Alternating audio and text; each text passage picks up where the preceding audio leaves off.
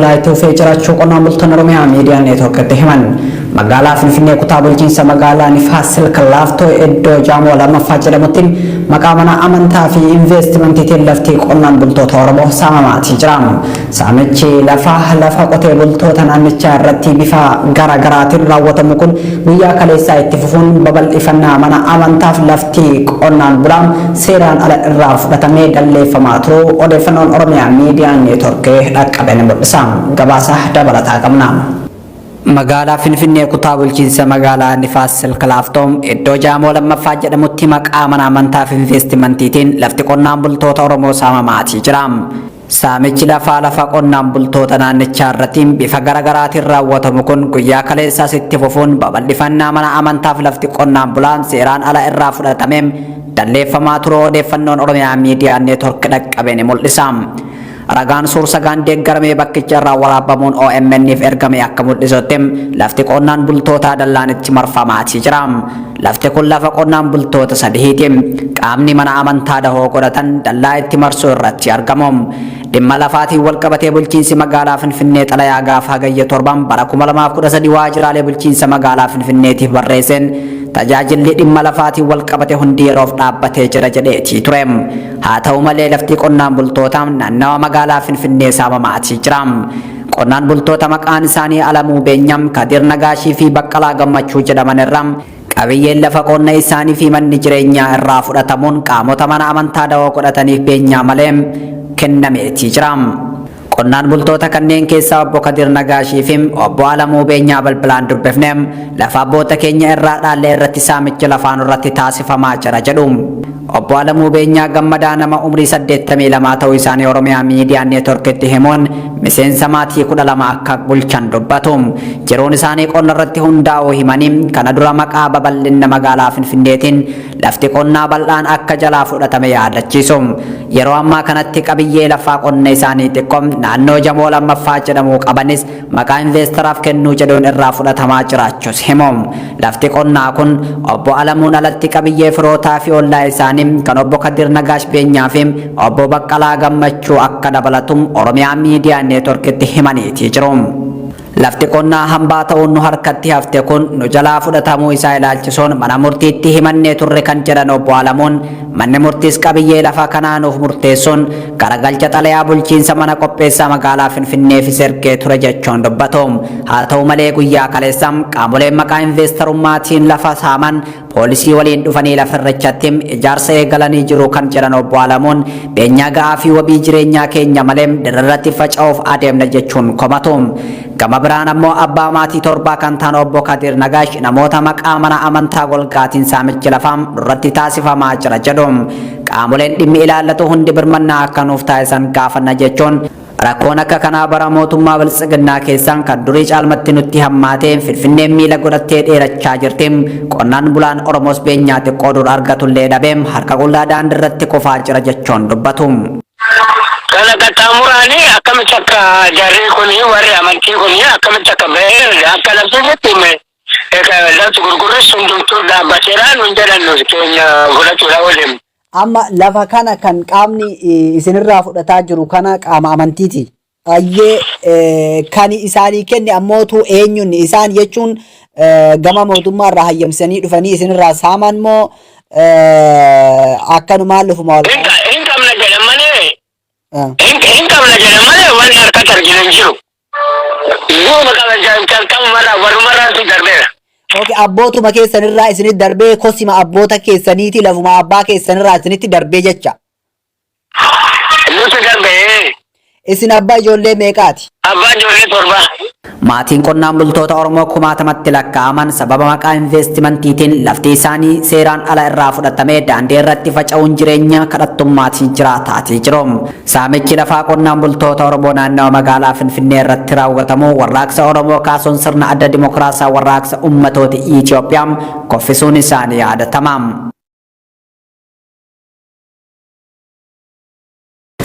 Oduu keenya itti aanuun seenaa gooticha Oromoo Gaaddisaa Hirphaasaa fiilmiidhaan hojjetamee dhiyaachuuf haaldurein xumuramuun himame. Fiilmii kana kallattiin iskiriinii irratti mul'achuun qooda kan fudhatan taatota 70 ol yoo ta'an ogeeyyii kaameraa, ediitarootaa fi piroosiidaroota wajjin ammoo namni gara 100 olii kan irratti hirmaate ta'uu barreessaan fiilmichaa Bisiraat Geetahuun Oromiyaa Miidiyaa Neetworkitti himeetii jira. Mata dureen fiilmii kanaatis Gaddii jedhama. Bal'ina odeessa kana Muhammad Fantaalletu balballoon saamu. Seenaan gooticha Oromoo Gaaddisaa Hirphaasaa fiilmiidhaan hojjetamee dhiyaachuuf haaldurein xumuramuun himame. Mata dureen fiilmichaa Gaddii kan jedhamu yoo ta'u fiilmii kanarratti taatotni 70 ol hirmaatanii jiru. Seenaa fiilmii Oromoo keessatti fiilmii guddaadha jedhamee kan eegamu Gaddiin onkoloolessa 28 bara 2014 eebbifamuuf qophaa'aa jiraachuun barreessaan fiilmii kana Bisiraat Geetahuun Oromiyaa Miidiyaa Neetworkitti himeera. Fiilmiin kun kan hojjetame bara 1996-1997 barataa injiinaringii Yuunivarsiitii Finfinnee kan ture gooticha Oromoo Gaaddisaa Hirphaasaa bu'uura godhachuun akka ta'e ibsuun wayitii ammam xumuranii uummata biraan gahuuf haalduree mijeeffachaa jiraachuu barreessaan fiilmichaa dubbateera. Fiilmiin kun onkoloolessa 28 bara 2021 magaalaa Finfinneetti kan eebbifamu yoo ta'u sanbooda godinaalee fi aanaalee Oromiyaa irra naanna'uun kan eebbisiifamu ta'uun karoorri kaa'ameera. Fiilmii seenaa barataa Yuunivarsiitii Finfinnee bara 1990 torba achi Yuunivarsiitii Finfinneetti barataa barnoota injiinaringii turedha. Maqaan isaa Gaaddisaa jedhama. Seenaa isaa irratti fiilmii kanatti hojjenne seenaa isaa bu'uura godhachuudhaan kan fiilmii hojjenne xumurree uummatatti baasuuf jira. Onkoloolessa 28 Finfinneetti eebbifama. Onkoloolessa 28 kana booda immoo magaalota godinoota Oromiyaa hundarra deemadilleetu yaallee jirra. Kan ittiin hojjenne anillee ogummaan koo arkitekchariidha.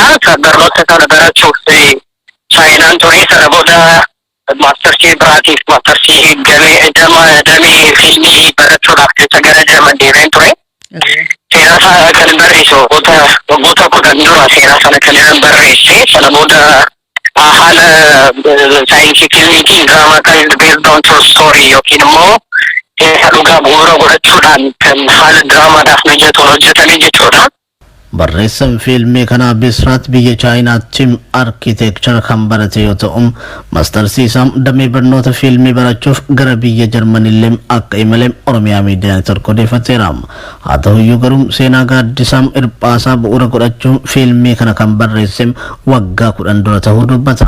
Fiilmii kana kallattiin iskiriinii irratti mul'achuun qooda kan fudhatan taatota 70 ol yoo ta'an ogeeyyii kaameraa, ediitaroota fi piroodiisaroota wajjin ammoo namni gara 100 olii kan irratti hirmaate ta'uu barreessaan fiilmichaa ibseera.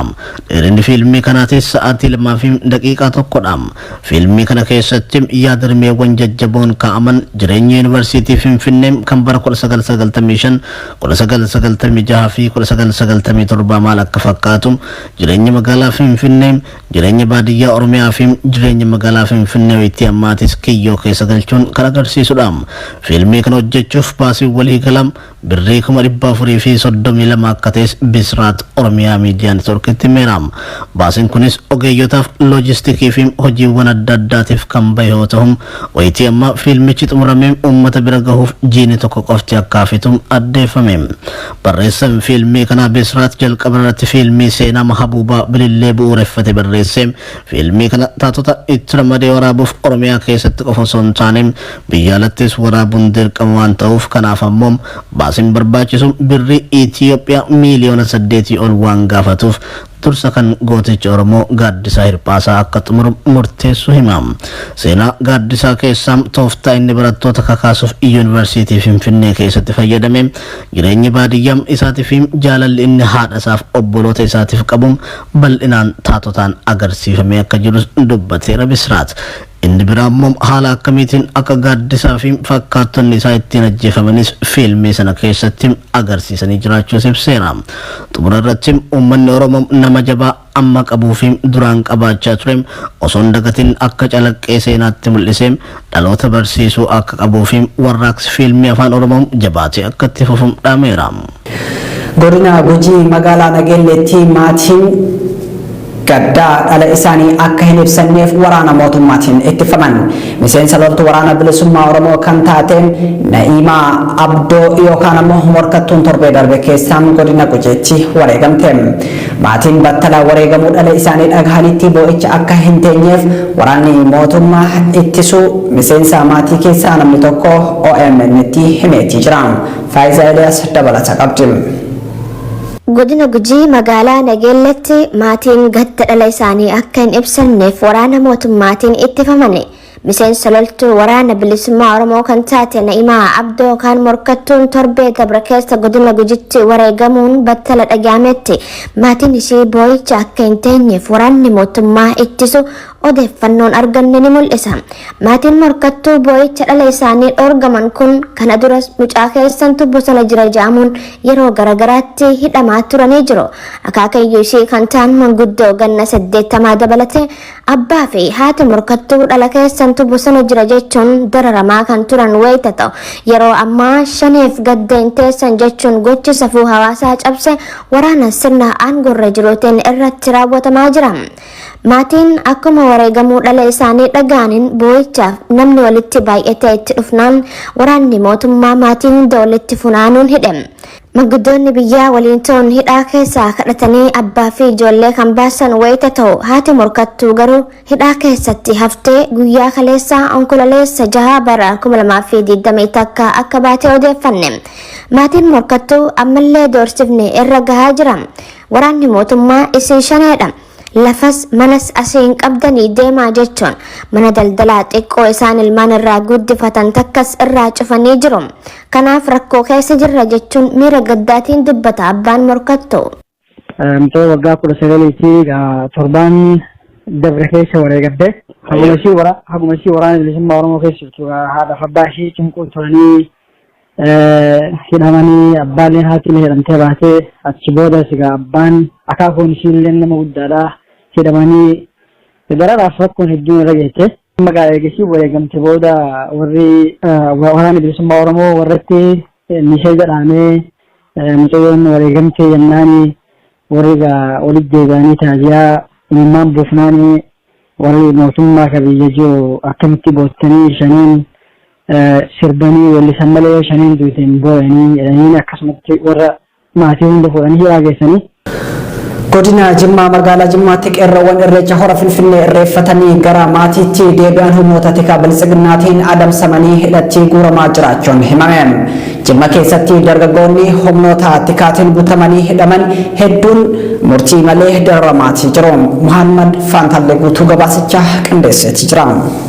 Godina Jimmaa magaalaa Jimmaatti qeerroowwan irreecha hora Finfinnee irreeffatanii gara maatiitti deebi'an humnoota tikaa biltsiginnaatiin adamsamanii hidhaatti guuramaa jiraachuun himame.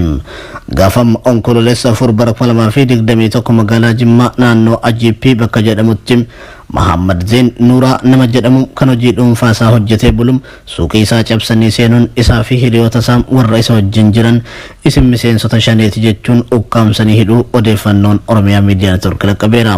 Dargaggoonni hora Finfinnee fi hora Harsadeetti irreeffatanii galan ammoo addatti duula hamaan barbaadamaa jiru. Muhammad Zain Nuuraa fi ijoolleen isa biratti arganii waliin qaban isin miseensota shaneeti. Kan biyya jeeqaa jiru isin jechuun mallaqa inni dafqa isaatiin hojjetee fide saamuun mallaqicha fuudhanii seenilee alaabaa faajjii bilisummaa Oromoo ofirraa qaban wajjin suuraa fi viidiyoo waraabuun miseensota shanee qabnee irra jechuun diraamaa hojjetaa akka jiran maddeen Oromiyaa Miidiyaa Neetwoorkitti himaniiru. Godina Jimmaa keessatti dargaggoonni sababa wal fakkaatan qabaman hedduun kan jiran yoo ta'u yeroo garagaraatti qeerroowwan danuu qabuun osoo mana murtiitti hin dhiheessine mana hidhaa keessatti dararaa jiraachuun ibsameera. Kanaaf qeerroowwan badii malee sababa irreecha irreeffatan qofaaf mana hidhaatti guuramaa jiraniif sagalee nuuf ta'an iyyata Jimmarraa nu dhaqqabeedha.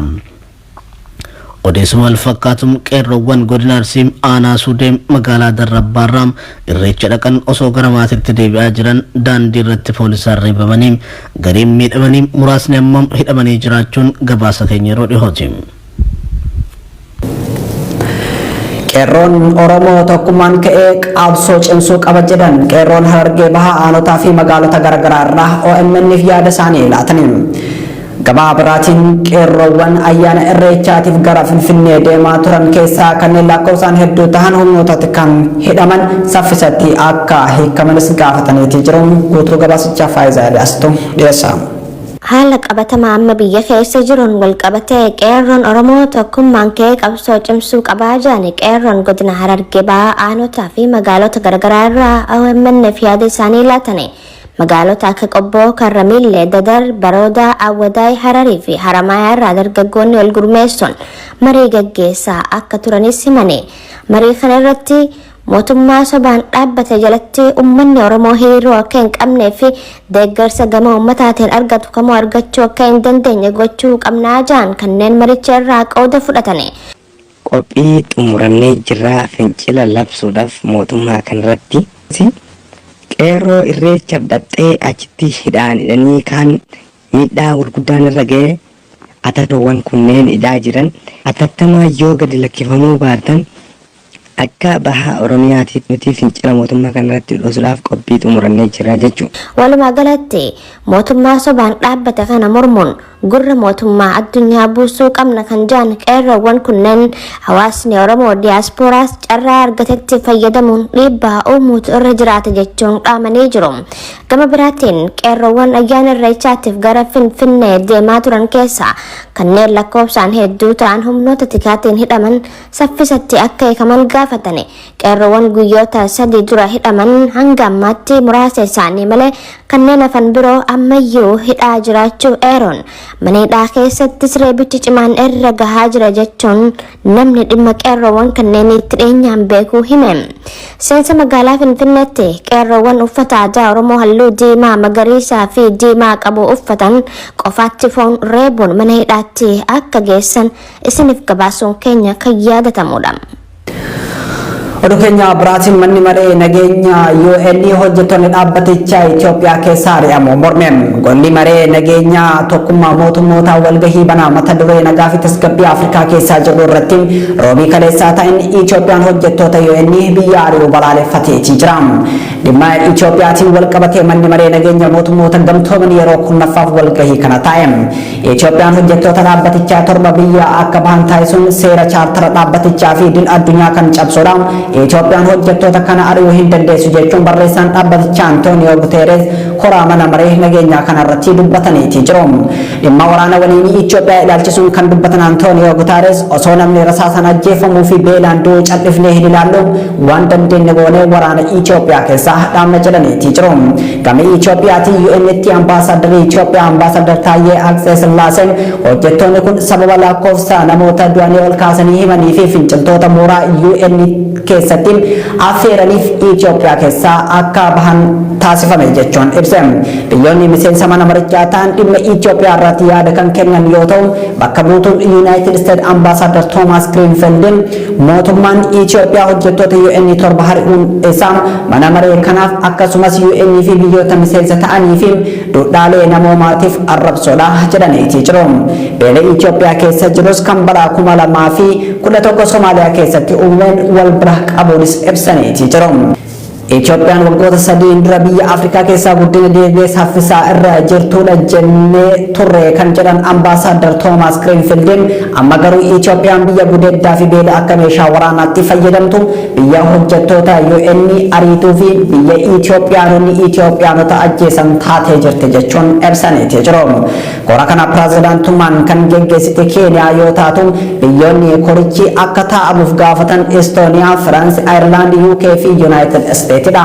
Pirezidaantiin Keeniyaa Uhuru Keeniyaataa sirna hundeeffama mootummaa bilchiginaa irratti haasaa taasisanii Itoophiyaa keessatti nageenya akka bu'u dhaamuun isaanii ni yaadatama.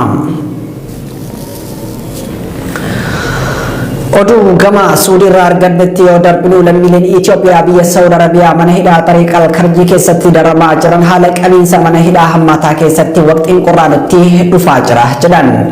Manneen hidhaa Saawud Arabiyaa keessa kan jiran Itoophiyaanonni birmannaa lammiilee Itoophiyaa barbaada jechuun dubbatanii jiru. Guutuu gabaasichaan himaa umartuu dubbisamu. lammiileen Itoophiyaa biyya Saawudi Arabiyaatti mana hidhaa Xariiq Alkarjii keessatti dararamaa jiran haala qabiinsi mana hidhaa akkaan fokkisaa ta'e kana keessatti waqtiin qorraa hamaan nutti dhufee waan jiruuf lubbuun jiraachuu keenyaaf yaaddoo keessa gallee jirraa jedhani. Kutaa tokko keessatti namoota 400 hidhamanii kan jiran lammiileen kunneen achi keessatti uffata qaamatti uffatanii fi afata irra bulan dhabuun lafa simintoo qullaarra bulaa akka jiranii fi nyaata dhugaatii gahaa dhabuu akkasumas qulqullina dhabuu mana fincaanii irraa kan ka'e namoonni hedduun dhukkubaaf saaxilamanii jiraachuu dubbatu.